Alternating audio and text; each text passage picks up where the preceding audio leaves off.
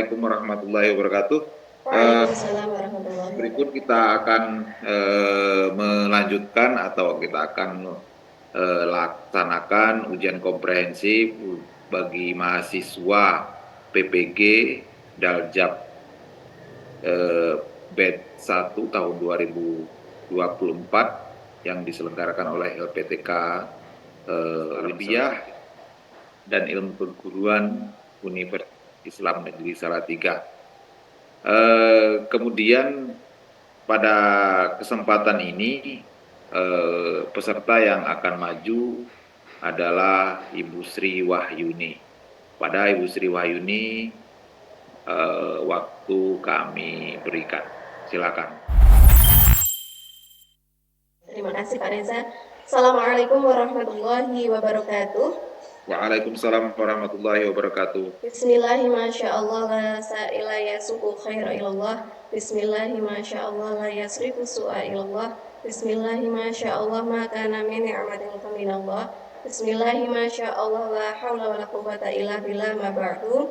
Terima kasih Bapak Reza yang telah memberikan waktunya pada sore hari ini, memberikan kesempatan bagi saya untuk melaksanakan uji komprehensif pada kesempatan kali ini. Baik, sebelumnya saya izin untuk share screen ya Pak Reza. Baiklah, saya akan mempresentasikan mengenai modul ajar saya, yakni modul ajar saya ini menggunakan model PBL.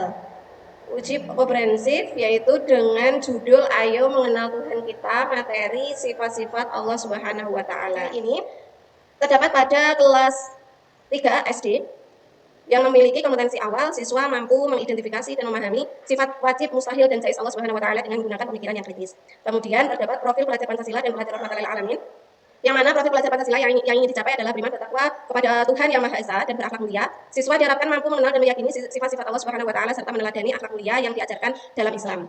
Yang kedua, bernalar kritis. Siswa mampu mengidentifikasi dan memahami sifat wajib, mustahil, dan jaiz Allah Subhanahu wa Ta'ala dengan menggunakan pemikiran yang kritis.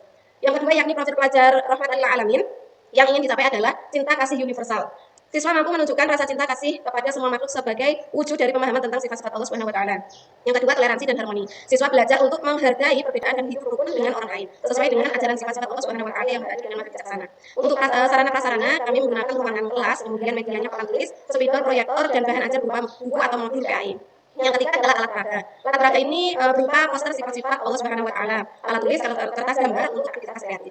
Targetnya yaitu siswa kelas 3 dengan latar belakang pemahaman dasar tentang konsep ketuhanan dalam Islam. Model pembelajaran yang saya pakai adalah model pembelajaran kooperatif dan model pembelajaran berbasis inquiry. Model pembelajaran kooperatif ini siswa akan belajar dalam kelompok untuk mendiskusikan dan memahami materi tentang sifat-sifat Allah. Yang kedua, model pembelajaran berbasis inquiry, siswa diajak untuk bertanya, eksplorasi, dan menemukan jawaban tentang sifat-sifat wajib, mustahil, dan jaiz Allah. Untuk tujuan pembelajarannya, di sini saya menyampaikan bahwasanya siswa mampu menyebutkan sifat-sifat wajib, mustahil, dan jaiz Allah Subhanahu wa Ta'ala dengan benar. Kemudian siswa mampu menjelaskan makna dari masing-masing sifat tersebut. Siswa mampu mengidentifikasi contoh penerapan sifat Allah dalam kehidupan sehari-hari. Selanjutnya adalah kriteria ketercapaian tujuan pembelajaran. Yang pertama adalah sangat baik. Siswa mampu menyebutkan dan menjelaskan semua sifat wajib, mustahil, dan jaiz Allah Subhanahu wa Ta'ala serta memberikan contoh penerapannya dengan sangat baik.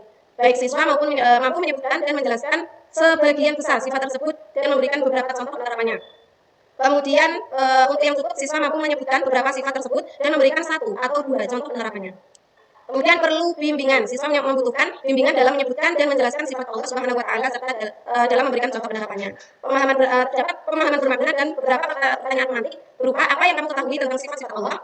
Mengapa kita perlu mengetahui sifat Allah? Bagaimana kamu bisa meneladani sifat Allah Subhanahu wa Ta'ala dalam kehidupan sehari-hari? Selanjutnya, apakah ada sifat Allah Subhanahu wa Ta'ala yang paling kamu sukai? Kalau ada, mengapa? Kemudian bagaimana cara kita menunjukkan penghormatan terhadap sifat-sifat Allah Subhanahu wa Ta'ala dalam tindakan kita sehari-hari? Kegiatan pembelajarannya, 1 dengan langkah-langkah. Guru menyiapkan bahan ajar, berupa LKS, paket, kemudian video pembelajaran, LCD atau proyektor, alat peraga pendukung pembelajaran. Untuk urutan kegiatan pembelajarannya, saya di sini menyampaikan bahwasanya terdapat kegiatan pembukaan, inti, dan juga penutup. Selain itu, untuk langkah-langkah pembelajaran yang lainnya, yaitu terdapat di kegiatan intinya terdapat diskusi untuk memecahkan masalah yang saya berikan kepada peserta didik untuk didiskusikan bersama kelompoknya. Gitu.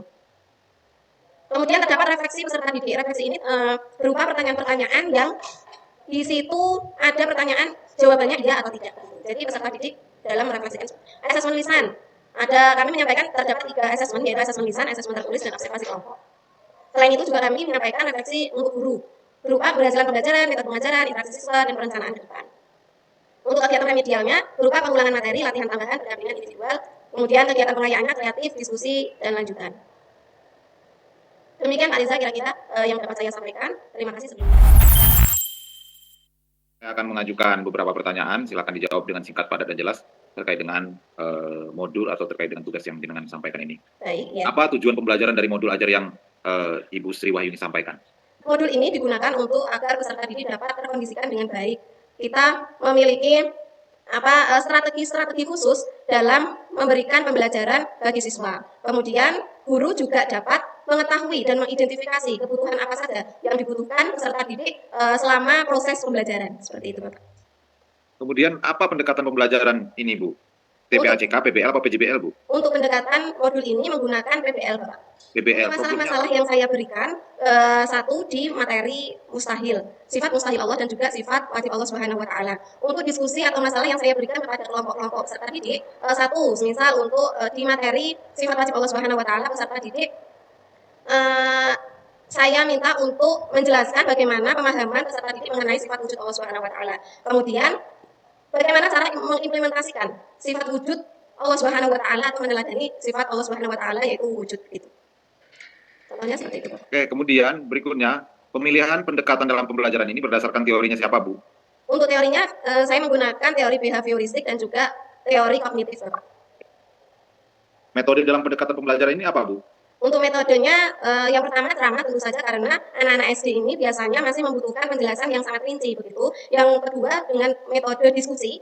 Yang ketiga dengan metode saya memakai metode match untuk pembelajaran Asesmen ini ya.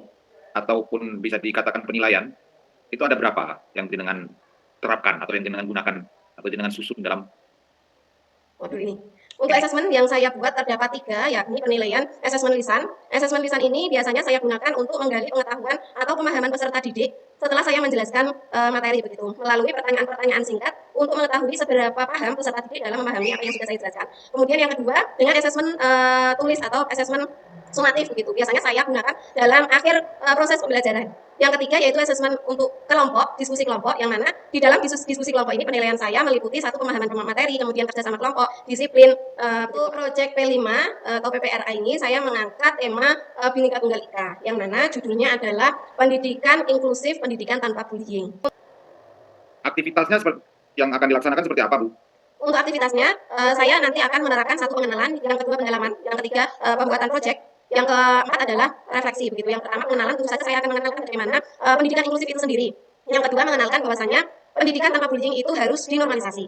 Selanjutnya untuk kegiatan selanjutnya yaitu kampanye soal anti bullying dengan membuat poster-poster dan mengevaluasi bagaimana mereka dalam bersikap berperilaku di lingkungan sekolah seperti itu. Oke, kemudian untuk terkait dengan judul PTK-nya bagaimana, Bu? Apa judulnya, Bu? Untuk judul PTK-nya saya mengambil judul implementasi metode make and match untuk meningkatkan hasil belajar dalam materi sifat-sifat Allah, yaitu sifat wajib, mustahil, dan jaiz Allah Subhanahu wa taala, mata pelajaran PAI di SD di kelas 3 SDN Tengger, Kecamatan Japa, Kabupaten Blora, tahun ajaran 2024-2025.